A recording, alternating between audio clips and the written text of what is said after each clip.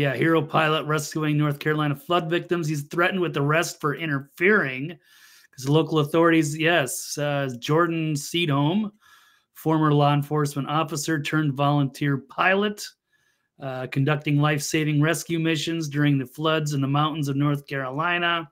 He's got a helicopter. He wants to go help. He's actually like saved lives out there. He's bringing food and water and getting people off the mountains. But yeah, he was confronted by a fire official who abruptly halted his operations.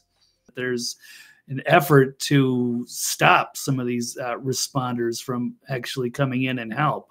They claim that he's interfering with their operations, and like they're just supposed to like leave these people there stranded when they're literally on the life and death situation. I've honestly heard, not just with him, I'm hearing people, I've heard at least 10 individuals say the same thing about being threatened for arrest if they tried to volunteer and help. There's a conflict between the feds and the state police, and they were fucking like, it was heated, okay? Like, we're talking about state versus federal level conflict is what I'm saying. Like, there's people in the state are like, these are cops, locals, and they're getting told by feds from out of town that people can't come in and help their families that live in the city.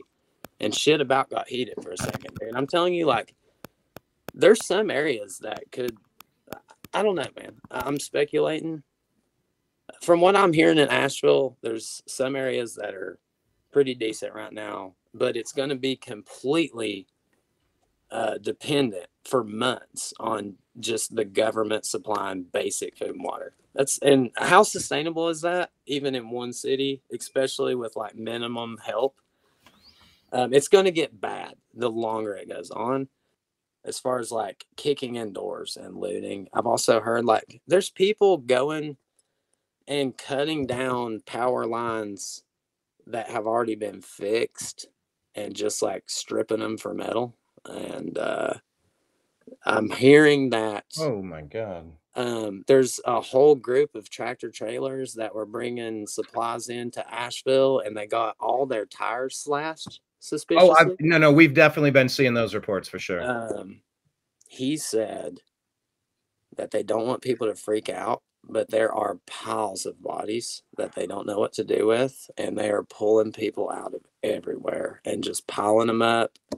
And I've heard people saying that you can smell dead people like on the wind, and not just Asheville, but in like mountain towns. Like people are recording, going live on Facebook and being like, man, I can smell death. Like I've seen those reports too. I've seen those reports. Yeah, this is stuff that people are saying that I cannot confirm, but this is what I'm getting into. No alerts, tires being slashed, walls being put up, supplies being confiscated. I'm telling you, there's people right now that the last thing anybody heard from them was, hey, my phone's about to die. I'm outside of Banner Elk. I'm outside in the mountains of, Greenville or Grayson County, whatever, wherever. My phone's about to die. I haven't had food or water for 3 days. Somebody please help and come find me. And that's it. And now it's been 4 days later. Nobody's heard from them. You know what I'm saying? Nobody's coming to help. Okay. There's going to be months from now, people are going to find bodies. Like, I don't even know. I hope to God that I'm wrong, guys. I hope so fucking bad I'm wrong. But what I'm seeing with my own eyes, man. Please, for the love of God, hug your kids. Tell your wife you love her. Give her a kiss. Take a moment, go outside, look at the sun, and think about what you have, okay? Because there's a lot of people that aren't going to get that for a long time.